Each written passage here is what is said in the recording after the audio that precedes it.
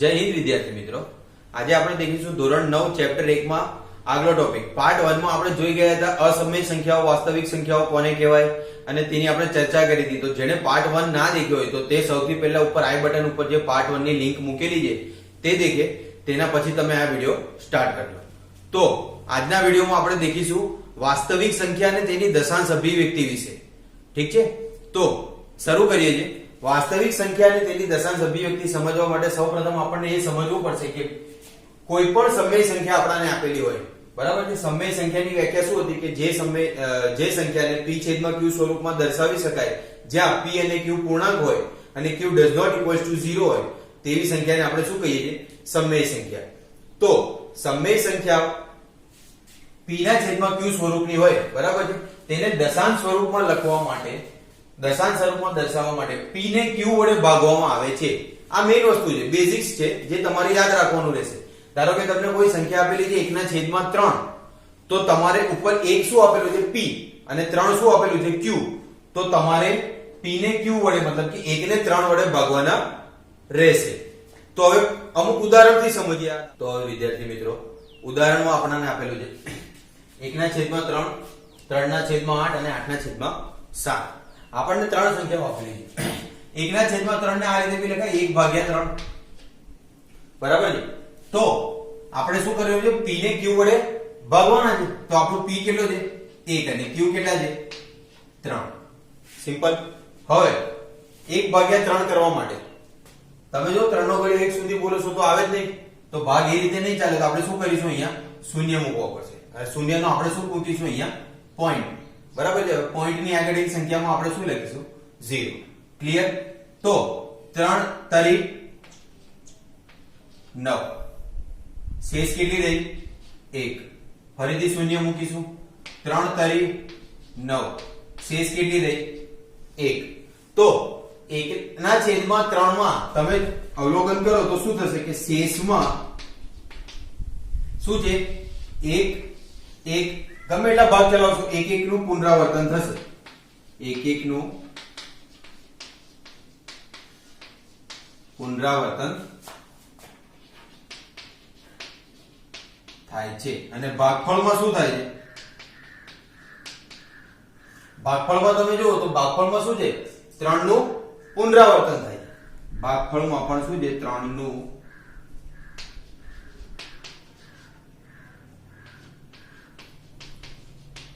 પુનરાવર્તન થાય છે। હવે બીજું ઉદાહરણ 3/8, p છેદમાં q સ્વરૂપમાં એને દર્શાવીશું, બરાબર છે।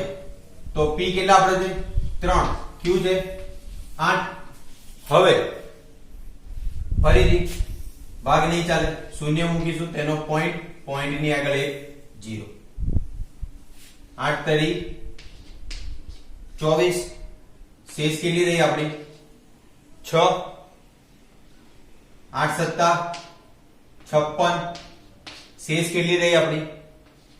4। શૂન્ય મૂકીશું। 8 પંચા 40, શેષ કેટલી રહી? 0। તો આ દાખલામાં આપણને શેષ કેટલી મળે છે? 0। મતલબ કે અમુક સ્ટેપ પછી દાખલાનો અંત આવી જાય છે, દશાંશ અભિવ્યક્તિનો અંત આવી જાય છે। તો શેષ કેટલી રહે છે આમાં? 6 4 અને 0। અને આનો ભાજક કેટલો છે? 8। ક્લિયર? ત્રીજો દાખલો 8/7, p કેટલા છે? 8, q કેટલા છે? 7। હવે 7 એકા 7, શેષ કેટલી રહી આપણે? 1। શૂન્ય મૂકીશું, તેનો પોઈન્ટ 7 એકા 7, શેષ કેટલી રહી છે આપણી? 3। શૂન્ય મૂકીશું। 7 ચોક 28, શેષ કેટલી રહી? 2, 0। 7 2 14, શેષ કેટલી રહી? 6, 0। હવે 8 સત્તા 56, शेष कितनी रह जाए 4 0 મૂકીશું, 7 પંચા 35, શેષ કેટલી રહેશે 5, 0 મૂકીશું, સીત્યું 49, 1. હવે અહીંયા 1 રહે છે, એ શું બન્યું, અહીંયા બી શેષ કેટલી રહેતી હતી 1. હવે આપણે ફરીથી નીચે જઈશું, જેમ જેમ આપણે ભાગ ચલાવતા જઈશું તેમ તેમ આપણને આ જ સ્ટેપ મળશે. તો આની માટે શું કહેવાય, આપણી અહીંયા શેષ કેટલી રહે છે, શેષમાં શું મળ્યું 1 3 2 6 4 5 અને 1, એટલે કે 1 3 2 6 4 5 અને 1 નું પુનરાવર્તન થશે. કેવી જ રીતે ભાગફળમાં શું થશે, તો ભાગફળમાં 1 4 2 8 5 7, ભાગફળમાં શું થશે 1.1 4 2 8 5 અને 7. તો 1 4 2 8 5 7 આ જે જૂથ બન્યું આપણું, આનું શું થશે પુનરાવર્તન. ફરીથી શું જવાબ મળશે આપણને, તેનો તે જ, તેની પાછળ 1 4 2 8 5 અને 7. આવી રીતે જૂથ વધતું જશે. તો આમાં આપણને શેષનું શું થાય છે પુનરાવર્તન, ભાગફળનું શું થાય છે પુનરાવર્તન. પણ ભાગફળ કોઈ પર્ટિક્યુલર શબ્દનું પુનરાવર્તન નથી થતું, શબ્દો અંકોના જૂથનું પુનરાવર્તન થાય છે. અહીંયા શું થાય છે, પર્ટિક્યુલર એક અંકનું પુનરાવર્તન થાય છે. અહીંયા શું મળે છે, અમુક સ્ટેપ પછી આપણને જવાબ શૂન્ય મળી જાય છે. ક્લિયર? તો 1/3 ની દશાંશ અભિવ્યક્તિ શું થઈ, તો કે 0.33. આની દશાંશ અભિવ્યક્તિ શું થઈ 0.33333. આ શું થઈ એની દશાંશ અભિવ્યક્તિ. 3/8 ની દશાંશ અભિવ્યક્તિ શું થઈ 0.375. આ એની શું થઈ દશાંશ અભિવ્યક્તિ. 8/7 ની દશાંશ અભિવ્યક્તિ શું થઈ 1.1428557. 1428557. આ શું થઈ એની દશાંશ અભિવ્યક્તિ 1.1428557. ક્લિયર? તો વિદ્યાર્થી મિત્રો, આપણને એક ઉદાહરણ આપેલું હતું 3/8 બરાબર 0.375 આપણને એની દશાંશ અભિવ્યક્તિ મળતી હતી. તો આ પ્રકારની જે દશાંશ અભિવ્યક્તિ મળી, આમાં શું થતું હતું, શેષ કેટલી મળતી હતી આપણને, છેલ્લે શેષ આપણને શું મળતી હતી શૂન્ય મળતી હતી. તો આ પ્રકારની દશાંશ અભિવ્યક્તિ હોય, ધારો કે આપણે તેને એ રીતે લખી શકાય કે અમુક તબક્કા પછી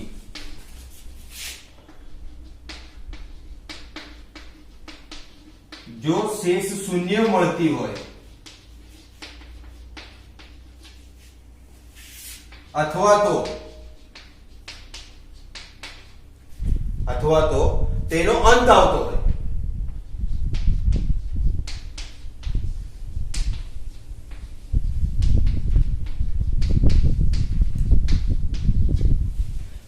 તો આ પ્રકારની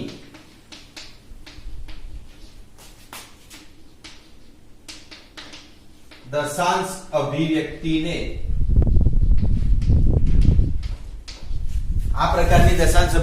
આપણે શું કહીશું, શાંત દશાંશ અભિવ્યક્તિ કહીશું. ક્લિયર? ધારો કે અહીંયા આપણને બીજું એક ઉદાહરણ આપેલું છે 3/4, બરાબર છે. તો આપણે શું કરીશું 3/4 કરીશું. ભાગ ચાલે છે? નથી ચાલતો.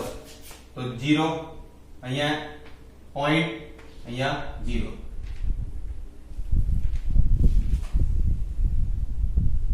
7 ચોક 28, શેષ કેટલી મળી 2, 0, 4 પંચા 20.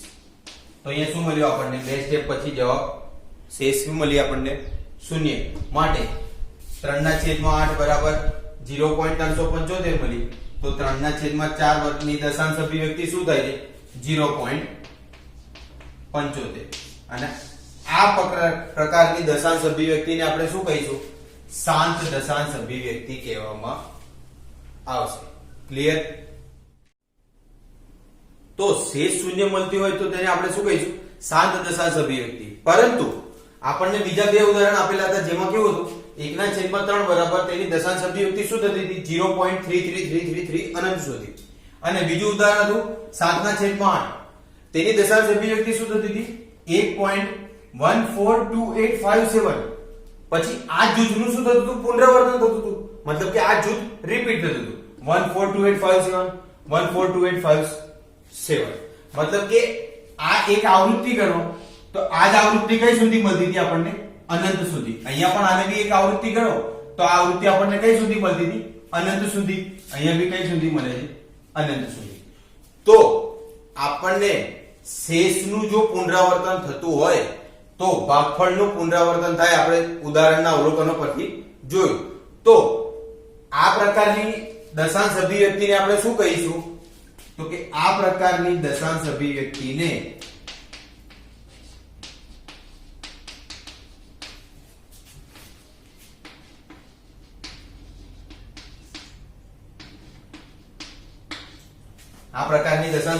આપણે શું કહીશું?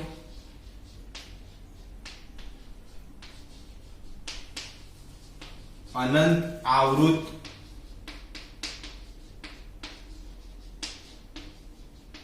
દશાંશ અભિવ્યક્તિ. શું કહીશું આપણે તેને? અનંત આવૃત દશાંશ અભિવ્યક્તિ. હવે ક્લિયર? અનંત આવૃત દશાંશ અભિવ્યક્તિ અને શાંત દશાંશ અભિવ્યક્તિ. તો આ પ્રકારની દશાંશ અભિવ્યક્તિ આપણને જે મળી 0.33333 તો એને આ રીતે લખવા માટે લાંબુ થઈ જશે. તો તેને આપણે શોર્ટમાં કઈ રીતે લખીશું? 0.3 અથવા 0.3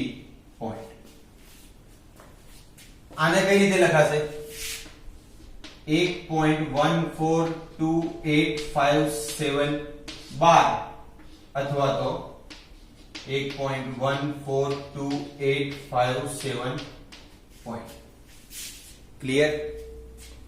તો સમય સંખ્યાઓ માટે સમય સંખ્યાઓ હંમેશા કેવી દશાંશ અભિવ્યક્તિ ધરાવે છે? તો સમય સંખ્યા હંમેશા શાંત અથવા તો અનંત આવૃત દશાંશ અભિવ્યક્તિ ધરાવે છે. કેટલાક ઉદાહરણોથી જોઈએ હવે આગળ. તો વિદ્યાર્થી મિત્રો આપણને પહેલું ઉદાહરણ આપેલું છે 2.1321 એ સમય સંખ્યા છે તેમ દર્શાવો. હવે અહીંયા આપણને એક દશાંશ અભિવ્યક્તિ આપેલી છે તો તેને આપણે સોલ્વ કરવા માટે કઈ રીતે ગણીશું? તો કે 21321 પોઈન્ટ પછી કેટલા આંકડા હતા? 4. તો તેટલા આંકડા નીચે લઈશું. તમે આગલા ધોરણોમાં ભણી ગયા તે રીતે. તો અહીં નીચે શું આવશે? 10,000. ક્લિયર? તો હવે देखिए કે p ના છેદમાં q સ્વરૂપમાં છે p belongs to z છે, મતલબ કે આ જે છે આ સંખ્યા એ પૂર્ણાંક છે તો છે, બરાબર છે. અને q does not equals to 0 છે તો કે આ q does not equals to 0 છે, માટે આ સંખ્યા કેવી છે? માટે 2.1321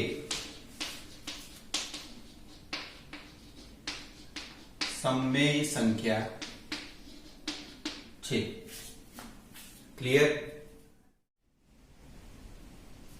તો વિદ્યાર્થી મિત્રો બીજું એક ઉદાહરણ આપણને આપેલું છે કે બતાવો કે 0.666 is equal to 0.6 બાર ને p ના છેદના q સ્વરૂપમાં લખી શકાય, બરાબર છે. હવે આપણને શું પૂછ્યું છે? 0.6 બાર ને p ના છેદમાં q સ્વરૂપમાં લખી શકાય. તો આપણે ઉકેલ લાવીએ. ધારો કે x બરાબર 0.6 બાર ધારી લઈએ આપણે, બરાબર છે. 0.6 બાર ને આ રીતે બી લખાય 0.666, બરાબર છે. હવે આપણાને પોઈન્ટ પછી કેટલા અંક રિપીટ થાય છે? 1, બરાબર છે. તો આપણે આ સંખ્યાને શેની વડે ગુણીશું? પોઈન્ટ પછી જેટલા અંક રિપીટ થતા હોય 10 ની એટલી ઘાત વડે આપણે તેને ગુણીશું. તો અહીંયા એક જ અંક રિપીટ થાય છે તો આપણે તેને 10 ની 1 ઘાત વડે ગુણીશું. તો બંને બાજુ 10 ની 1 ઘાત એટલે કે 10 વડે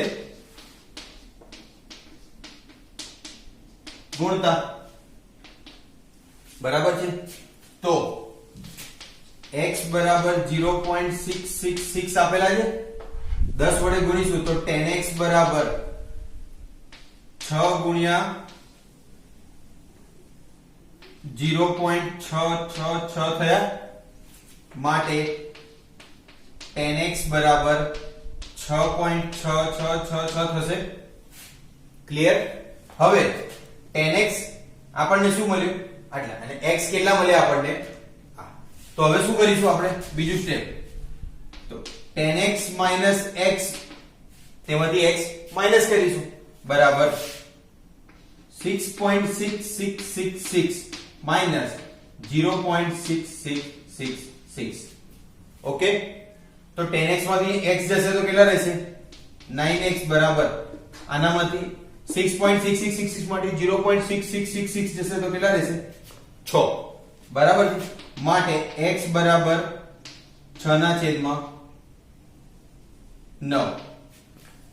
માટે x બરાબર 3 દુ 6 અને 3 તરી 9, 2/3। તો આ શું થયું? એનું p/q સ્વરૂપ।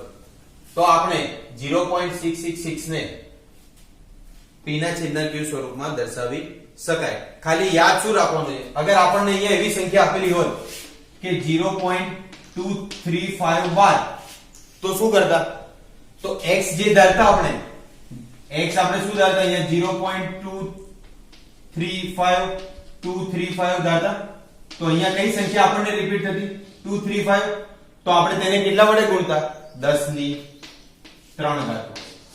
યાદ શું રાખવાનું છે? જેટલા અંકો રિપીટ થતા હોય તેટલા અંક 10 ની તેટલી ઘાત વડે તેને ગુણીશું। ક્લિયર?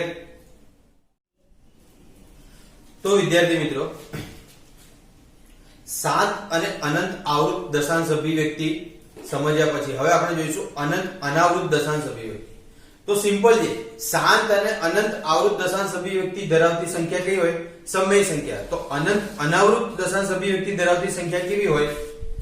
અસમય સંખ્યા હશે, બરાબર છે?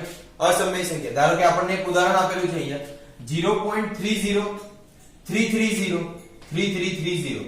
તો આ પ્રકારની જે દશાંશ અભિવ્યક્તિ હોય આને આપણે શું કહીશું? અનંત અનાવૃત દશાંશ અભિવ્યક્તિ, બરાબર છે?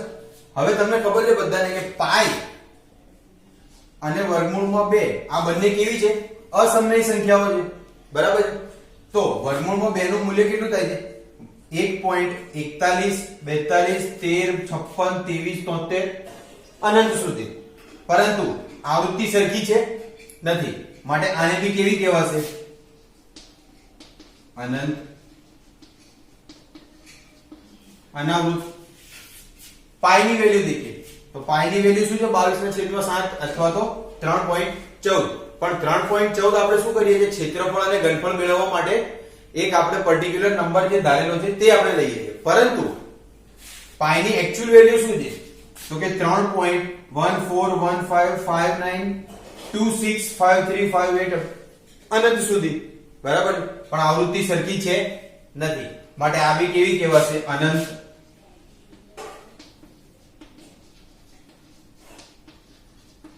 અનાવૃત। માટે એવું કહી શકાય કે જે પણ સંખ્યાની દશાંશ અભિવ્યક્તિ અનંત અનાવૃત પ્રકારની હોય તે સંખ્યાઓને આપણે શું કહીશું? અસમય સંખ્યા કહીશું। ક્લિયર? તો વિદ્યાર્થી મિત્રો, આપણને એક સંખ્યા આપેલી છે 2/7 અને 3/7 વચ્ચેની કોઈ પણ એક અસમય સંખ્યા શોધો। હવે સૌપ્રથમ આપણે શું કરીશું? સૌપ્રથમ આપણે 1/7 કેટલા થાય એ શોધીએ। તો 1/7 p નો ભાગાકાર q વડે 1/7 નહીં ચાલે, 0 પોઈન્ટ આગળ 0, 7 એકા 7, શેષ કેટલી રહી? 3, 0 મૂકીશું, 7 ચોક 28, શેષ કેટલી રહી 2, 0 મૂકીશું, 7 2 14, શેષ કેટલી રહી 6, 0 મૂકીશું, 8 7 56, શેષ કેટલી રહી 4, 0 મૂકીશું, 7 5 35, શેષ કેટલી રહેશે 5, 0 મૂકીએ, સીટ્યું 49, શેષ કેટલી રહી 1। મતલબ આ રીતે આપણે કેટલી સુધી જઈ શકીએ છીએ અનંત સુધી, બરાબર છે। તો આપણને 1/7 બરાબર કેટલા મળ્યા 0.142857, બરાબર છે। આના પરથી આપણે 2/7 અને 3/7 શોધી શકીએ। તો 2/7 એટલે કેટલા થાય તો કે ભાઈ 1/7 ગુણ્યા 2 અને 3/7 એટલે કેટલા થાય તો 1/7 ગુણ્યા 3, બરાબર છે। તો 2/7 બરાબર આપણને શું મળશે કે 1/7 ગુણ્યા 2, તો એની વેલ્યુ કેટલી થશે આપણી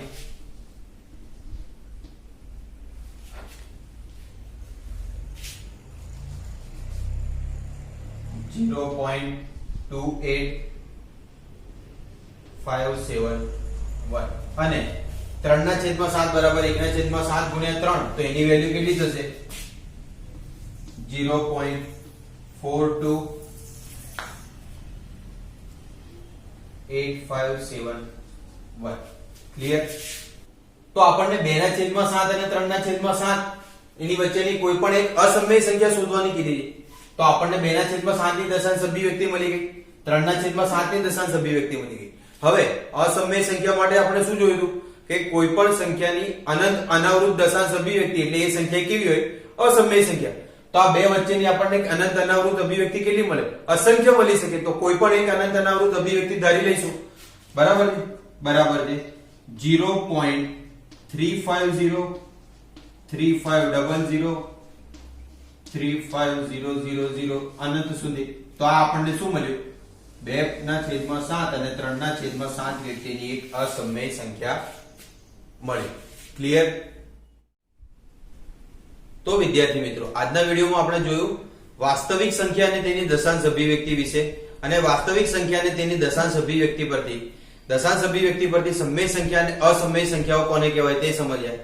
સમય સંખ્યા કઈ પ્રકારની દશાંશ અભિવ્યક્તિ ધરાવે છે શાંત અને અનંત આવૃત, અસમય સંખ્યા કેવા પ્રકારની દશાંશ અભિવ્યક્તિ ધરાવે છે અનંત અનાવૃત। તો વિદ્યાર્થી મિત્રો આ વિડીયો જો તમને ગમ્યો હોય તો આ વિડીયોને લાઈક કરો, ચેનલને સબસ્ક્રાઇબ કરો અને સબસ્ક્રાઇબ બટનની બાજુમાં જે બેલ આઇકન આપેલું છે તે દબાવો, જેથી કરીને હું મારો નવો વિડીયો જ્યારે પણ અપલોડ કરું તો તેની નોટિફિકેશન તમને મળતી રહે। જય હિન્દ।